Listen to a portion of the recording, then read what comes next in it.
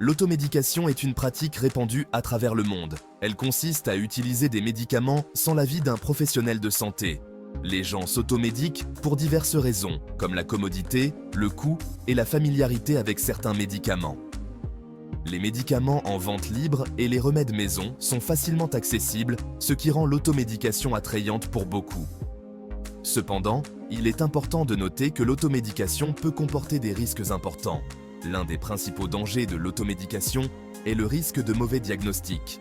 Les symptômes de nombreuses maladies peuvent se ressembler, ce qui rend difficile l'identification de la cause exacte d'un problème de santé sans l'avis d'un professionnel.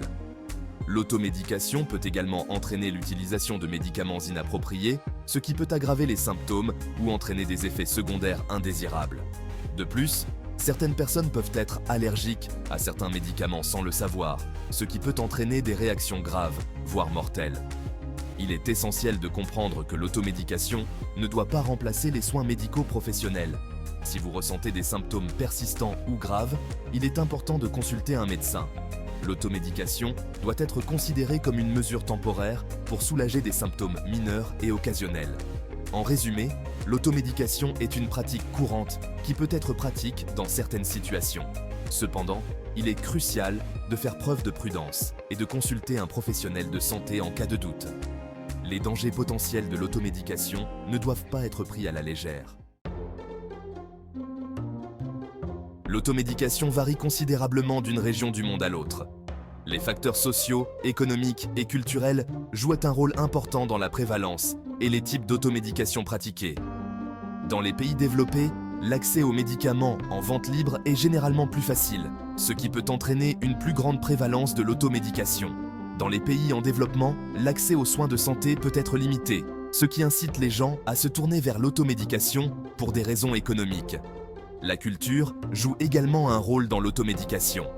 Dans certaines cultures, les remèdes maison sont profondément ancrés dans les traditions et sont souvent utilisés comme première ligne de traitement. Par exemple, en France, la phytothérapie est populaire et beaucoup utilisent des plantes pour traiter divers maux. De même, au Maghreb, la médecine traditionnelle est courante, avec l'utilisation d'herbes et de remèdes naturels. Les différences économiques peuvent également influencer l'automédication. Dans les régions où les coûts des soins de santé sont élevés, les gens peuvent être plus enclins à s'automédiquer pour économiser de l'argent.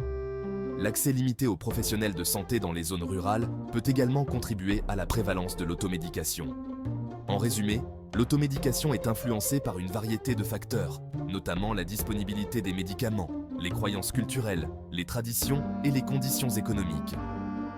La compréhension de ces facteurs peut aider à éclairer les efforts visant à promouvoir des pratiques d'automédication sûres et efficaces. L'automédication peut comporter des dangers importants, allant des effets secondaires bénins aux complications graves, voire mortelles. Le mauvais diagnostic est l'un des risques les plus courants. Les symptômes de nombreuses maladies peuvent se ressembler, ce qui rend difficile l'identification de la cause exacte d'un problème de santé sans l'avis d'un professionnel. L'automédication, en fonction des symptômes seuls, peut entraîner un traitement inapproprié et un retard dans la prise en charge médicale adéquate. L'utilisation de médicaments inappropriés constitue un autre danger majeur. Chaque médicament a des indications spécifiques, des dosages et des effets secondaires potentiels. L'utilisation d'un médicament pour une condition pour laquelle il n'est pas destiné peut aggraver les symptômes, interagir avec d'autres médicaments ou entraîner des effets secondaires inattendus. Par exemple, la prise d'antibiotiques pour une infection virale est non seulement inefficace, mais peut également contribuer à la résistance aux antibiotiques. L'automédication peut également masquer des problèmes de santé sous-jacents.